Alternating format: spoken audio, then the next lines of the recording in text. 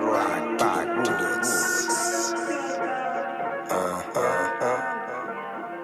Yeah.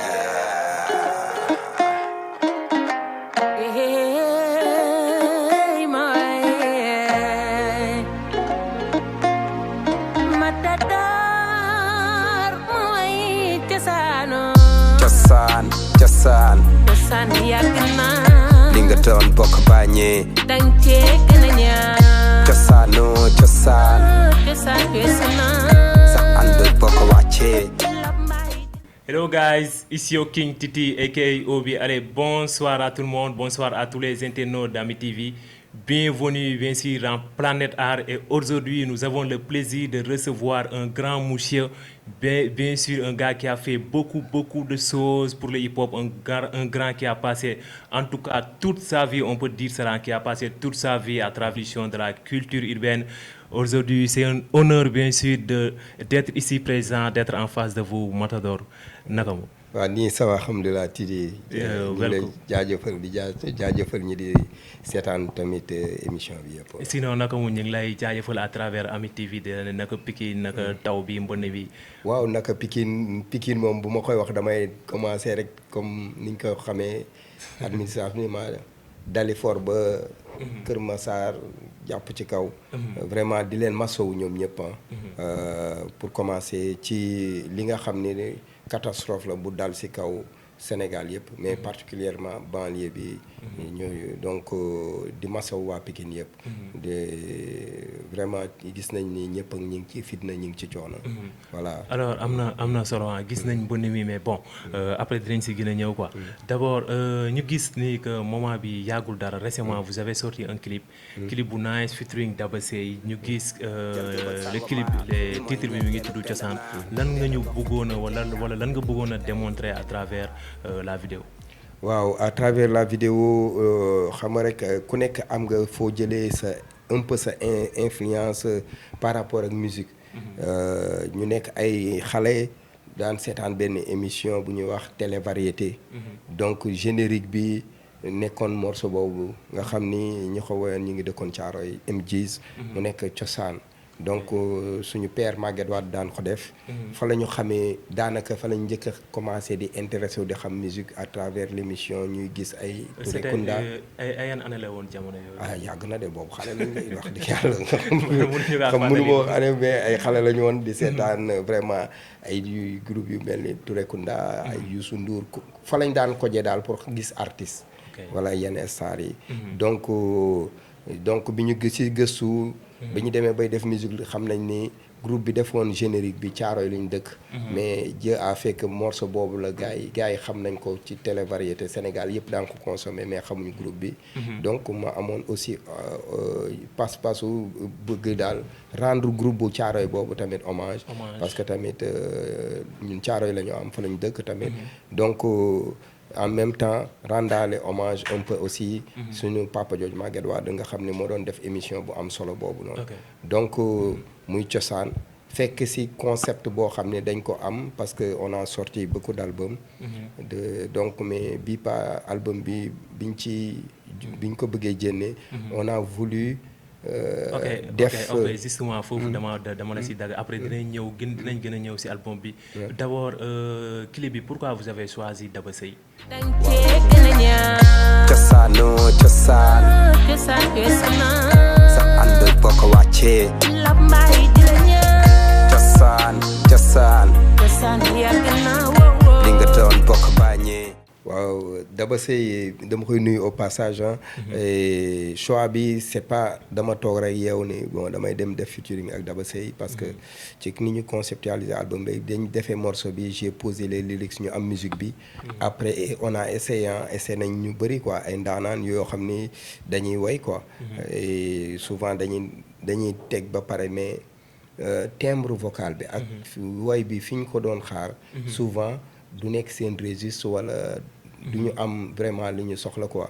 peut-être mën naa wax ne mooy 4e ou 5e bi posé ci affaire bi donc benn instant on s'est dit chaque fois dañuy dégluwaat on s'est dit non du voix bi après on a quelqu'un m'a dit mais est-ce que duñu essayer Daba Seye ok après nag ñu woo ko mu disponible trop mais quand il est venu daa dugg ci cabine bi mu dugalee tout le monde était ñëpp tombé d'accord quoi et vraiment choix bi du lu ma wuti ji mais liggéeyam ak voix am moo tax tey mu nekk ci son bi quoi surtout ça donc mu nekk ku baax tamit koo xam ni vraiment bi nga ko woowee jafelu ko et puis c'était un plaisir aussi pour man que mu nekk pour moom pour ñu def affaire bi quoi. Ok, c'est important. Alors en parlant juste de votre album ñu gis que yaa ngi koy waajal bi je pense que son bi nga def je pense que extrait lay doon ci album bi ou bien. waaye extrait la ci album bi njëkk nañ génne benn parce que l'album devait sortir depuis le mois d'avril mais dañu njëkk a génn benn single El Capo.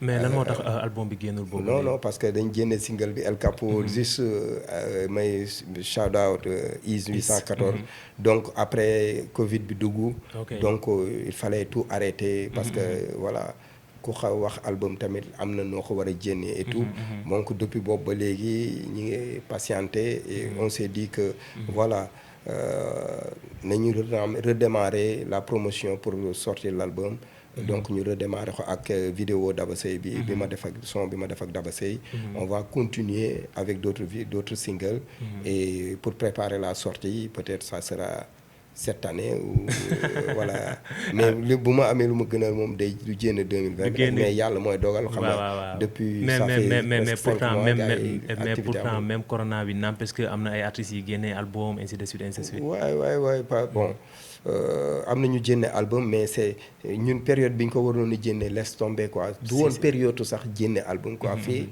àdduna bi tolloon fi Sénégal tolloon wax dëgg yàlla di waxi album même pour la promotion du single El Capo sax dañ ko arrêté on ne pouvait pas dem ci ay télé wala di def ay émission di wax El Capo alors que ñi ngi amoon affaire bi ñëw na daal suñu kaw nekk mbetteel lépp taxaw donc et puis il y avait plein de choses yu waroon a suivre avec la sortie de l'album ay tournées et beaucoup d'activités yoo xam ni après dañ ci def croix parce que mënatul woon nekk quoi donc du coup il faut ñu xoolaat quand est-ce que la ñuy mën a jënd album bi nga xam ni peut-être dinañ mën a def loolu ñi jënd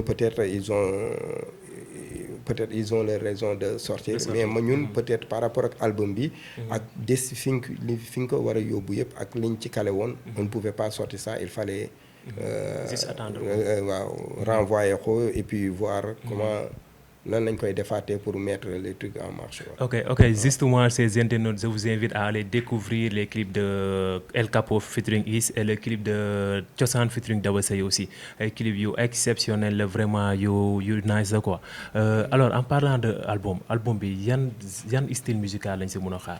waaw ba couleur moom côté couleur dafa bari ay couleur bon.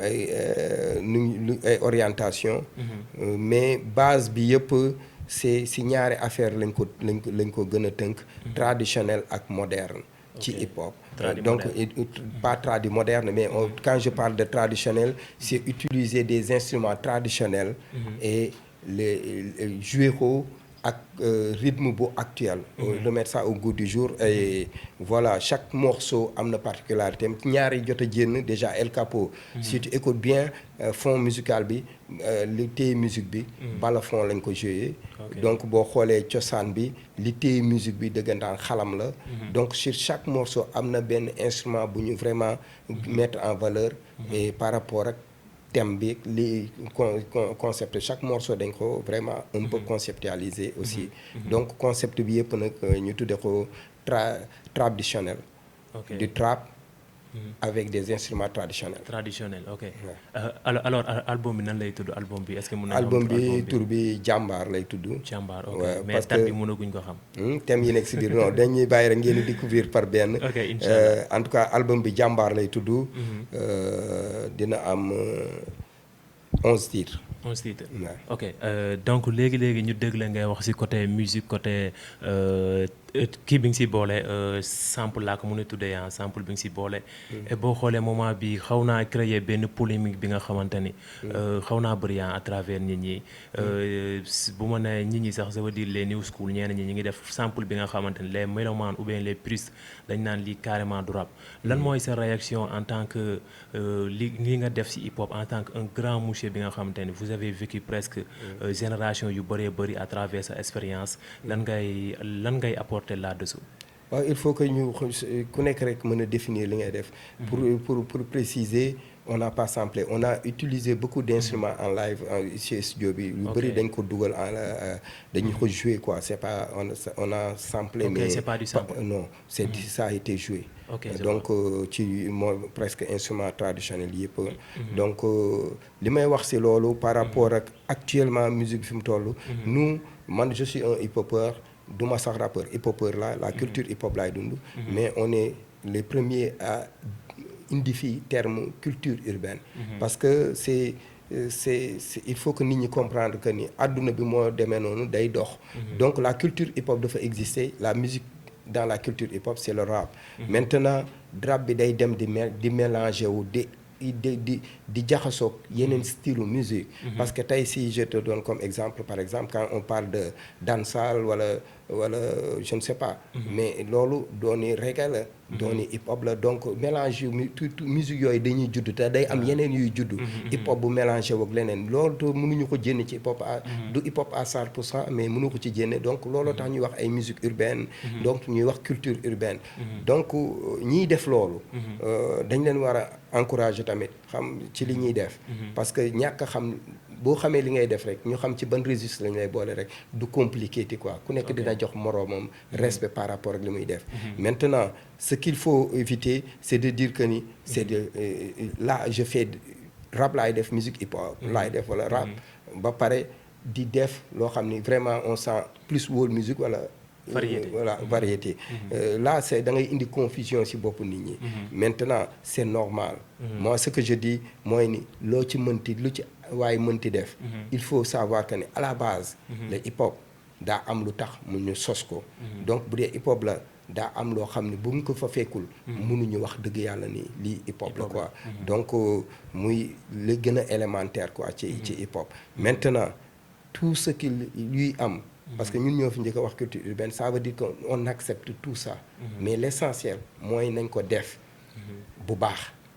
parce que tamit je pense que gars yi li ñuy wax mooy manque de créativité. on ne peut pas se dire que ni tu es un artiste alors que tu n'essaies pas de créer. amul dara looy créer chaque fois da ngay dem emprunter yi fi jàmbur wala booy wax sample man peut-être foofu laa koy comprendre. parce que sample ça fait partie dafa bokk ci hip hop. bien sûr donc daf ci bokk bu baax quoi. maintenant ce que li ngay wax peut-être fan laay comprendre nga dem jël benn musique jàmbur ñëw copier waat ko à 100%. wala voilà. donc mu bañ a am benn créativité quoi. même ça.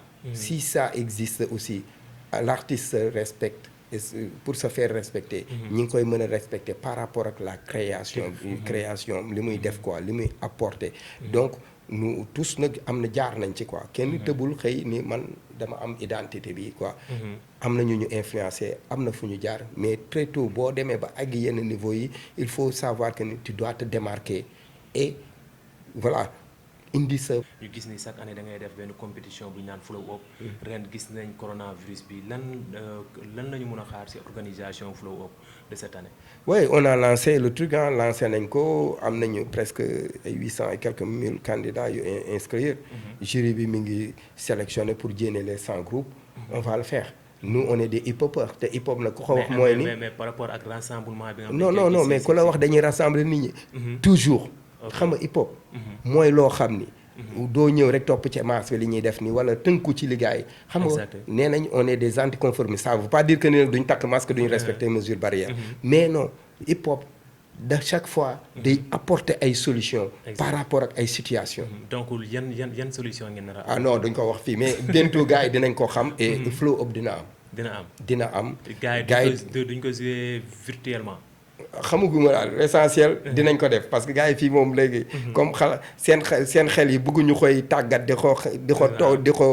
di ko yëngal pour muy jënd yenn affaires yi donc dañuy bàyyi rek après dinañ gis quoi en tout cas ñi ngi sélectionné groupe yi war a dem ci compétition bi vraiment li tax ñuy wax compétition bi te dinañ ko def ok inchallah et le Festa 2H aussi Festa 2H aussi on est en train d'attendre parce que tamit at bi jeexagul donc période bi nga ko waroon def passé na dafa fekkoon ñu vraiment boobu sax ñu ngi ci ay couvre-feu ak affaire yooyu mais actuellement am na arrêté bu jénn ça va terminer fii quelques mois je ne sais pas c'est au mois d'octobre que lay jeex xaw ma donc pour beneen arrêté jénn wala ñu xam daal fan la nan lay situation bi di décrire mais quel que soit alpha ñu reconduiraat affaire yi confiné wala je ne sais pas amul rassemblement la wala dara ak ñu libérer gars yi en tout cas dinañ ci ñaari cas yëpp dinañ trouver solution pour marquer boog bu ñu deful comme ni ñu ko doon defee à 100% pour marquer l'année 2020 parce que année bu jar a marqué la nag waaw alors espérons que mu am parce que Festa li muy dundal xam nga bëri na trop donc espérons que mu am quoi waaw bu ñu di gars yi tekkee jéng yi rek après bon dinañ ko jéem a organiser mu doon amee bu ñu ko tekkiwul tamit nañ ko organiser mais pour marquer l'année aussi inchallah c'est important boo xoolee aussi à part loolu noonu aussi est-ce que mun nañ xam moment bi nii à part album bi ngay préparé lan mooy say activité du moment en tant qu'artiste en tant que président aussi de l'association Afrique Culture Urbaine waaw mais instant yi activité amul gis nga gars yi ñu ngi bind benn lettre sax président pour ñu bàyyi libéré gars yi tuuti ñu dem ñu mën a teg ay activité quoi vraiment voilà activité yi moom c'est ralenti quoi vraiment waaw on essaye on est là comme tout le monde di xaar donc tout en réfléchissant par rapport ak voilà si ça devait continuer comme ça que aussi qu'est-ce qu'on devait pouvoir faire parce que tamit voilà. ok justement dans benn question bu mu la fàtte woon laaj si clip bi dañuy gis si dernière wala si côté 16 bi nga toog 16 royal bi daa mel lu am numéro 1 est-ce que grand bi vous proclamez d'être le numéro 1 di game bi non number one yi man sori naa ci ginnaaw de ci rang bi mais est-ce que nekkuma ay 100 ci ginnaaw non pas numéro 1 dama koy delloowaat ñi di seetaan quoi franchement du numéro 1 quoi mais nañu inspiré nañ xoolaat clip bi bu baax ñu xool lan la war a nekk quoi parce que aussi bu ñu ko waxee nii rek après day xaw a yombul quoi mais pour gars yi mais je pense que ni nit ñi bu ñu xoolaatee bu baax xam nga mais dinañ trouver quoi tout est artistique vraiment c'est lépp c'est artistique quoi donc pour montrer que ni aussi cosaan bi loolu la quoi waaw ci solo beeg ci lépp voilà on a tout fait pour lépp répondre ci li ñuy wax ci morceau bi quoi.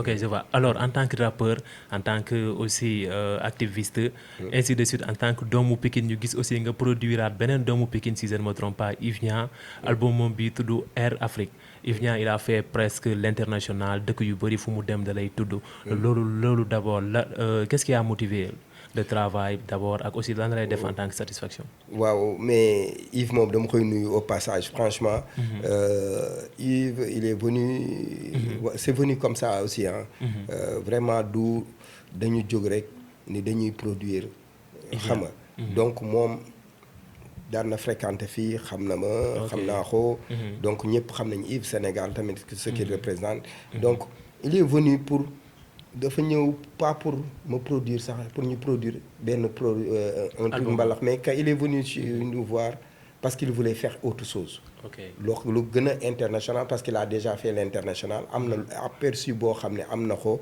am na loo xam ne xam na ko loo xam ni benn yoon boo xam ni gisoon na ni war na ci mën a tegu quoi pas rester rek ci li mu doon def et bi mu ñëwee dañu waxtaan ci lu bëri ci loolu je lui dis que voilà je suis partant et pour ne pas citer de nom am na ku ma ko njëkkoon a proposé man parce que nee naa la boo xam ne mbalax lay def parce que duma wax tur bi mais j'avais trouvé que quand on parlait de musique urbaine du question hip-hopeurs yi kese mais même ñiy def mbalax moi j'avais vu que ça fait des années li ma lay wax nii ëpp na 4 ans quoi donc que ni même les artistes yi nekk ci mbalax wala ci leneen war nañ mën a adapté wu et adapté wu ci style musique yooyu. donc mu nekkoon loo xam ne gisoon naa ko yàgg na quoi. mais bon aw ma woon opportunité ku ma ciy liggéeyal parce que ñun ñuy fréquente lépp presque hip hop la ñuy def. donc quand Yves est venu ak l'idée j'ai dit que ni lii yàlla moo tudd ni ak moom laa ko war a kii quoi parce que xalaat yi ma ci amoon. voilà mu ñëw côté voix côté lépp. Yves am na ko ba pare quoi. c'était juste ñun ñu xaw a xool orientation bi. mooy côté bi ko manqué moom te ñun ñu xam ko quoi. parce que c'était quoi. ñoom musique bi ñuy def c'est pur c'est riche. c'est pourquoi j'ai dit ay voix yu mel ni comme Daba Seye il faut que sénégalais gën leen fonk. gën leen téye. du fu nekk nga koy déggee. du fu nekk nga koy amee quoi. te tamit booy xool ci paysage musique gu Sénégal. bareetuñ ci quoi. donc mën naa wax ni ñooñu ay diva lañ yoo xam ni dañ leen a war a fonk bu baax ci musique sénégalaise. donc Yves tamit am voix yoo xam ni. peut-être man mënuma ko am ci peut-être ñiy def hip hop.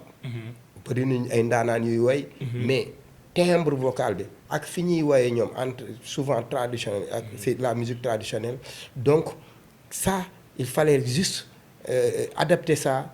avec la nouvelle technologie yi am mooy li ñuy wax la MAO. musique assistée par ordinateur. ñoom ils font de la musique pure. ils faisaient juste assister ko ak l'ordinateur. donc teg leen ci teg ko ci benn rythme et on a vraiment travaillé xam nga ne ki bëgg. xam fi mu jëm day neex a liggéeyal quoi. c'était même pas parce que je suis son producteur non c'était juste benn expérience boo xam ni. waroon nañ ko mën a partager kenn quoi. peut-être après mën na influencer ñu bari quoi. parce que aussi voilà musique bi muy def produire ni on peut écouter ça partout dans le monde. partout et donc ça il faut pas dire que ni li ñu daan def duñ ko déglu fépp. mais bii mooy day jege voilà communauté boo dem mën nañ ko comprendre facilement. c'est pas aussi facile que le mbalax bu dee mbalax la. il faut nga nekk Sénégal dëggantaan pour mën ko comprendre pour mën ko consommer ça. bon maintenant bii nii moo gën a accessible pour surtout nag boo bëggee am def affaire prouver sur l'international. et on a fait le travail c'était trop dur nag. dafa metti woon nag trop. par rapport ak moom parce que registre la boo xam ni nekku ci woon. mais Yves voilà ndaanaan la quoi. mais ça vous a coûté combien de temps. Ouais, en matière de temps je ne sais même pas parce que temps bu doon temps bi ñuy def studio rek la ñuy wax mën nañ ko kii mais dañ doon nekk studio même la nuit dañ doon déggante. après écoute voilà il faut qu'on change d'orientation affaire bi baax na bii il faut ñu defaat ko là c'était travail job boo xam ni ak passion lañ ko doon defee quoi. ak daanuñu xalaat temps quoi. ñi ngi doon xalaat. vraiment côté sonorité comment innover amener quelque chose boo xam ni. peut-être ku déglu Yves. dina ni mais. est-ce que Yves la. et ça je pense que ni ak le single bi mu nga xam ni teaser bi ça a fait juste 30 secondes lañ ko jénnee. on a eu des retours yoo xam ne waxuma la Sénégal. même si international bi des gens ñi ngi commencé di ñu woo. di intéressé wu par rapport à la musique te teaser rek lañ dégg. lañ jénne ça veut dire que. liñ ci doon wut peut-être man li ma si gënoon a yitteel. mooy. expérience boobu. parce que on n'a pas l'habitude de faire des résidences de création. artistique bëriwul Sénégal. donc ak Yves genre loolu la résidence artistique on a accompagné et d'autres gens staff bi ne équipe bi nekk Africulture. donc on a appelé des amis des musiciens yu nekk fii ak ñu nekk bitim réew. les gens on a vraiment togg ay idées. pour liggéey loolu. et voilà. Yves lañuy dañ koy def wax chapeau. franchement et vraiment il est extraordinaire. il est exceptionnel. exceptionnel parce que doon na nekk keneen dana dem ni booy yi ñi ni gars yi nii dañ maa bëgg a rey wala dañoo dof wala xaar kii mais chaque fois même sax su comprendre des fois day jéem quoi. mais ba nekkul li nga produire moo tax. oui non c'est pas parce que li ñu bon pas je ne veux même pas ñuy wax produire Yves quoi parce que Yves dafa ñëw. jox ñu confiance pour ñu liggéey ak moom ci benn projet boo xam ne moom ak orientation musicale boo xam ne bokkul ak li mu daan def donc déjà dañ ko accompagner là ce que je te dis là voir daa am fépp nag parce que daa am ay nit yu ñu wax sérieusement yoo xam ni nekkuñu Sénégal sax sonorité bi affaire bi intéressé leen. Donc c'est pas parce que dañ ko produire dañuy wax ni mais li am ci studio bi ba commencé ci ñu bëri ñi nga xam ne tey ñi ngi ci staff bi sax mais buñ leen Yves dañ ne non Yves laisse tomber sérieusement loolu moo am mais bi ñu ñëwee déglu ils se sont dit lii jar na ñu ñëw taxaw si tey du Matador mais Yves ak staffam ak gars yi nga xam ni yëpp ñi ngi ñëw autour de lui mu nekk ay jeunes yu nekk si banlieue bi mu nekk Ama Xari Boss bi nekk ay tous ces gens là man je pense que ni li leen convaincre du Matador wala samay wax quoi daa am lu ñu dégg mu convaincre leen ñu xam ne lii buñ ci tegee loxo dina dem ñu ñëw apporter seen ñoom tamit seen contribution comme yéen ni ngeen ci war a apporter seen contribution aussi parce que Yves tamit ndaanaan la ci banlieue bi la nekk et je pense que ni banlieue bi soxla nañu Yves soxla nañu keneen ak keneen il faut que am koo xam ne nag mooy et puis surtout pour les jeunes yi nga xam ne ñi ngi nekk ci registre boobu ñu bañ tamit li dal ñu bari ci côté boobu mu dal leen quoi c'est bien de faire am na loo xam ne suñu cosaan la maa way cosaan mais aussi am na loo xam ne tamit boo bëggee yóbbu ko ci àdduna bi tamit am na y a un minimum d'effort yu nit yi war a def pour xool lan mooy dox ak lan la ñu mën a exporter suñu musique. ok c'est important mais à part Yves aussi est-ce que amul yeneen artistes yi nga xamante ni yaa ngi leen di bëgg a produire. non pas produire bu la wax produire. non nous on est là franchement en tant que man boog. président Africulture. nous on est là pour accompagner. xam nga bu doon label de production la. ba ma jógee Belgique ñëw fii. décidé ni damay toog Sénégal pour di liggéey. label de production laay déclarer. boo xam ni xam naa ni label di fonctionner. te noonu laay fonctionner. mais j'ai choisi de créer benn structure benn association boo xam ni. plus on travaille plus ci ay formation maintenant nag dafa bëri ay manquement ci chaîne bi quoi gars yi dañuy bëgg tout le temps di wax industrie mais jegeguñu sax industrie parce que ab chaîne la dafa am ay maillons benn bu ci manqué chaîne bi du tourner donc on ne peut pas parler d'industrie donc ñun dañuy xool yenn manquement yaa ngi wax flow up parce que y a plus de producteurs exact bu ñu waxante dëgg y a pas de promoteur xam nga ay individualité la wala yow sa benn frère gis na nga bëgg hip hop bi mu jàppale jënne xaalis produire la wala sa ay copains wala yu demee noonu alors que un producteur boo xam day ñëw investir sa artiste bi parce que gëm na ko artistiquement def ci xaalis pour après artiste bi mu nekk liggéey quoi ma bu ñuy wax industrie fa la loolooy début bi déjà loolu amatul Sénégal donc bu ñu bàyyee noonu mooy ni jeunes yu bëri dañuy perte espoir te ils vont aller faire autre chose tey pour joxaat leen espoir moo tax ñu créer flow up boobu vide boobu manqué ñu xool nu ñu koy combler au moins tey nee naa la on a presque plus de 800 ñu déposer seen kii espoir la pour jeunes yooyu parce que boo remporter flow up soxlatoo producteur am nga loo xam ni déjà côté public am nga niveau boo xam ni xam nga ñëpp xam nañ la am na public bu nekk sa giraaw di la supporter y a le minimum ci moyen pour la production yu ñu la jox pour nga mën a demal sa bopp parce que mënoo toog di xaar producteur si on pouvait faire ça pour 100 jeunes dañ ko def mais mënuñu ko def pour 100 jeunes mais au moins on peut faire ça chaque année jénne benn et c'est foofu la Sénégal toll ci côté boobu tamit voilà dañuy wax les sponsors yi nga xam ne ñi ngi Sénégal di def ay bénéfices yu bari te jeunes yi ñooy consommer ñooy yore téléphone yi à longueur de journée di connecté wu ñuy def ay milliards ay chiffre d'affaires loolu nañ ko delloo ci jeunesse bi am na loo xam ne daa war a amul dellu ci jeunesse bi du lu ñuy tàllal loxo mais ku gis projet bu mel ni Flow Up nga xam ne day encourager les jeunes là à ce que ci li ñu bëgg muy seen passion muy la musique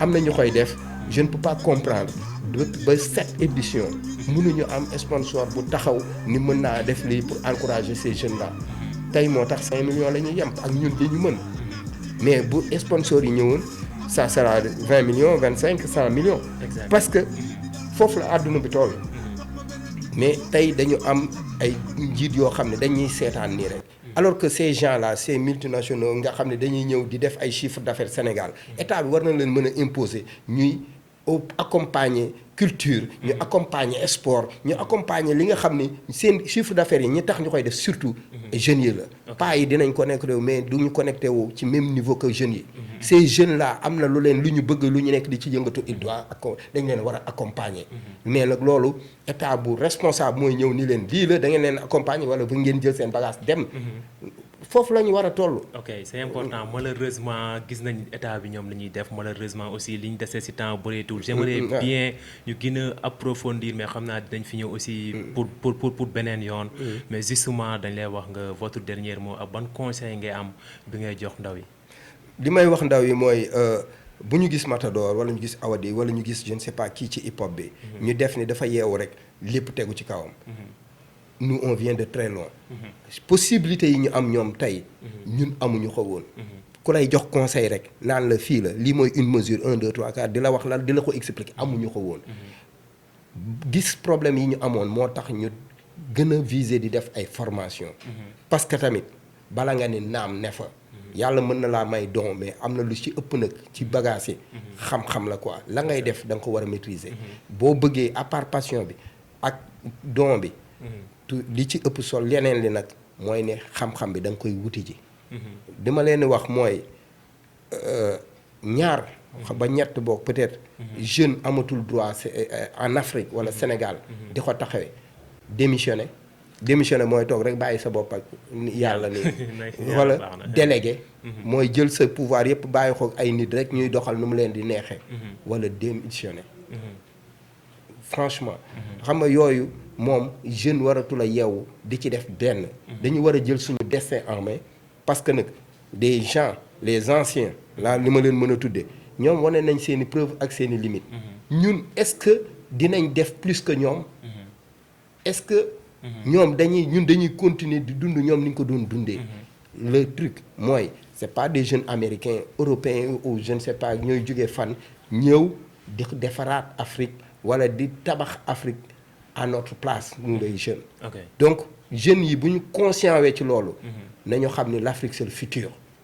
te war ñoo nangu nag ay nit jóge fële saax-saaxa ñu naan pourtant lépp fii la jóge quoi ça sera dommage léegi nag ku ci conscient actuellement nii ñu léegi la ça se passe maintenant est-ce que sax rombul les jeunes nañu xam ne amatul xaar léegi la ça se passe maintenant. ok jug jëm dem jëli lu ñu moom. jëli lu ñu moom alors merci beaucoup grand ça a été un immense honneur d'être ici présent devant vous. merci merci aussi corona oblige loolu moo tax quoi. peace. ok alors ñi ngi remercier ñëpp merci beaucoup sama caméraman bi tey dasee sonn bu baax a baax di béggee aussi Momo doomu dëkk bi suñu assistante bi ñëpp on se donne rendez-vous prochainement avec un autre invité en attendant prenez soin de vous jaajëf.